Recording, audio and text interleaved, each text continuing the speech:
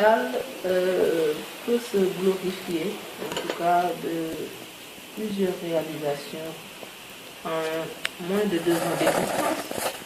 Nous avons, donc je viens de vous le dire, réalisé le CEM de Terminal, ça c'est du passé maintenant. Nous avons, avec nos partenaires, pu obtenir une enveloppe de 50 millions destinée à l'artisanat du cuir à Ngaye, donc le Gaye. Ces 50 millions ont été investis dans l'achat de machines servant à fabriquer la chaussure et qui, à terme, peut permettre à nos artisans de pouvoir concourir et d'en promouvoir la chaussure dans le Ngaye à l'international. C'était un vœu du chef de l'État quand il est venu rendre visite pendant la journée de l'artisanat du 22 décembre 2014. Le président de la République, son Excellence Macky Sall, avait pris l'engagement très fort d'aider l'artisanat de Ngaye. Et nous, s'inspirant de cet engagement, nous avons trouvé des partenaires qui sont des sociétés, des agences sénégalaises basées au Sénégal. Et ce partenariat nous a permis d'avoir cette enveloppe. Et dans les tout prochains jours, nous allons inaugurer ces machines qui aideront ces artisans à ne plus se déplacer à l'international pour fabriquer des chaussures, mais rester dans leur pays, fabriquer des chaussures et pouvoir les exporter à l'étranger. Comme réalisation aussi, nous avons une importante société, firme italienne, qui ambitionne de construire une usine de fabrication de peinture à Pire d'un coût de 500 millions. Nous avons aussi signé une convention avec l'ANIDA pour une ferme agro-pastorale d'un coût de 961 millions. Cette ferme qui a reçu en tout cas l'acceptation du pouvoir, parce que j'ai eu à rencontrer le Premier ministre pour ce projet, j'ai eu à rencontrer le ministre des Finances pour ce projet, j'ai eu aussi, sur instruction du Premier ministre, un engagement du ministre de la gouvernance locale, M.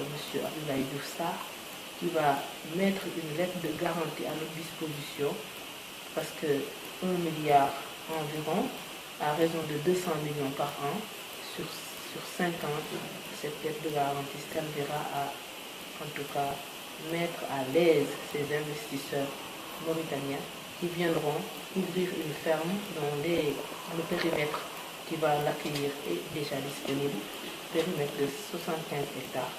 Et cette ferme agro-pastorale va aussi abriter, au bout de 2 ans d'existence, il va abriter une usine de fabrication de lait et de fromage. Moi, ce qui est important pour ce projet, c'est le côté générateur d'emploi. C'est un projet qui peut produire 100 à 150 jeunes en emploi. Et ça, je trouve ça très salutaire. Comme projet toujours, nous avons, avec la coopération méditerranéenne, qui va toujours nous financer sur des projets agricoles, parce qu'on ne cessera jamais de le rappeler. Le président de la République, dans un des axes du PSE, veut faire de l'agriculture la première activité de notre pays. Ceci dans le but de promouvoir l'autosuffisance alimentaire et l'emploi des jeunes. Il faut que les jeunes retournent vers l'agriculture. Dans toutes les économies du monde, nous avons vu que l'agriculture a une place très importante. Et ça peut être le cas de notre pays. Le président de la République et son gouvernement est en train de s'activer dans cette direction. Donc, Tivaouane, département, étant un département agricole, minier certes, mais très agricole, nous allons poursuivre tous ces efforts pour amener de l'emploi à nos jeunes, pour amener des activités génératrices de revenus à nos femmes, parce que qui dit agriculture dit transformation agricole. Et les membres Tivaouane est un département où il y a une forte en tout cas production de mangue. Avec les unités de production que nous allons mettre à disposition des femmes, nous pouvons espérer que dans un avenir très proche, les femmes auront des activités qui peuvent leur permettre de venir à bout de toutes les, en tout cas, Madame la Présidente, nous constatons que vous utilisez beaucoup la coopération décentralisée. Et pourtant, pour parler de la RSE, ne peut-elle pas constituer une aubaine pour votre conseil ici au niveau du terrain? Tout à fait, je suis d'accord avec vous, Ousmane. La coopération décentralisée, j'ai toujours eu à le dire, est un des facteurs dont nous pouvons nous appuyer pour fortifier nos collectivités locales. Et ça, il faut s'en réjouir, parce que notre département n'eût été cette coopération décentralisée ne pouvait pas se glorifier d'aucune réalisation. C'est grâce à cette coopération décentralisée que nous avons pu réaliser tout ce que je viens de vous citer auparavant. Mais ce que vous venez de dire aussi sur la RSE est une réalité. Mais chemin faisant, nous sommes en train de mettre sur pied un comité chargé d'aller à la rencontre de ces sociétés minières, agricoles et que sais-je, installées dans notre département, afin de les exhorter à aider le département. Il ne faut pas oublier une chose, toutes ces sociétés-là qui existent sont déjà implantées dans une commune. La commune étant une collectivité locale et l'entité qui doit collecter ses taxes directement. Bien sûr, le département doit avoir une part, mais il nous faut une fiscalité très bien définie pour pouvoir prétendre à cette aubaine de la RSE. Mais nous, par nos moyens propres, par notre volonté, nous allons aller dans les tout prochains jours, à travers ce comité, vers les sociétés implantées dans le département, afin de négocier, se basant aussi sur les textes, parce que les textes sont très clairs, parfois très flous. Mais avec un peu de diplomatie, je pense que nous pouvons obtenir des moyens importants émanant de ces sociétés et nous permettre de développer toutes les activités qu'on souhaite faire pendant notre magistère. Pour la compréhension des textes, est-ce à dire qu'il y a des confusions entre la collectivité locale que vous représentez et les autres 18 collectivités locales qui sont en charge de votre institution? Il n'y a pas de confusion, c'est parce que nous avons trouvé une législation déjà définie qui n'est pas claire. Et je vous l'ai dit à l'entame de mon propos, le département est une nouvelle collectivité locale. Le code des collectivités locales existe, mais n'a pas été très clair dans tout. C'est un cas qui se répète dans toutes les situations. Hier, par exemple, quand nous étions appelés à remplacer une conseillère démissionnaire par une conseillère dont le mari est déjà conseiller, le problème s'est posé. Parce qu'ils ont parlé du cas de bien de parenté dans le code des collectivités locales qui régissent les mairies, mais le département étant une nouvelle collectivité locale n'a pas été cité. Donc nous, il nous revient chaque fois de trancher par la bonne foi et par la concertation. Et c'est le même cas avec ce cas des RSE. La RSE, par exemple, Tobé Power, se trouve à Taïba Ndiaye. Taïba Ndiaye, aujourd'hui, va collecter 200 millions de taxes à travers Africa Energy. Je crois, Africa Energy. Et nous sommes le département qui abritons Taïba Ndiaye. Quelle sera la part qui reviendra à Tivaouane département? C'est Taïba Ndiaye qui est prioritaire. Mais nous aussi, on a une part. Mais cette part n'étant pas définie, il va falloir négocier.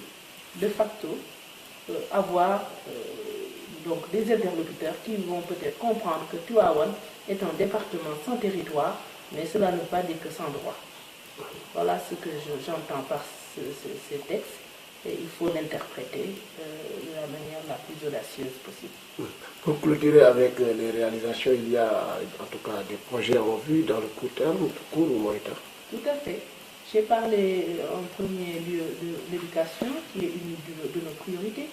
C'est dans cette lancée que nous avons aujourd'hui lancé d'autres opérations sur le plan de l'éducation, à savoir la construction de murs de clôture de Kondiobo, qui est d'une dimension de 400 mètres linéaires, d'un coût de 12 millions, un mur de clôture. Parce que ça aussi, il se pose un problème environnemental. Quand on a une école sans mur de clôture, tout est possible. Une vache, un lion peut surgir et venir rentrer librement dans une cour d'école. Donc ça, c'est une réalisation proche. Dans 2 mois, nous allons l'inaugurer et c'est une demande qui date de plus de 5 ans. Nous avons aussi réalisé 5 blocs d'hygiène. Je ne peux pas concevoir au XXIe siècle qu'on construise une école sans bloc d'hygiène. Un enfant qui a un besoin pressant d'aller vers des trucs de soulagement, qui ne l'a pas, comment voulez-vous qu'il soit concentré pour réussir? C'est pour ça que nous avons pris en charge la construction de ces blocs d'hygiène. Et 5 de ces blocs d'hygiène sont lancés, vont être construits et livrables dans un mois. Aussi, nous avons pris en charge les équipements scolaires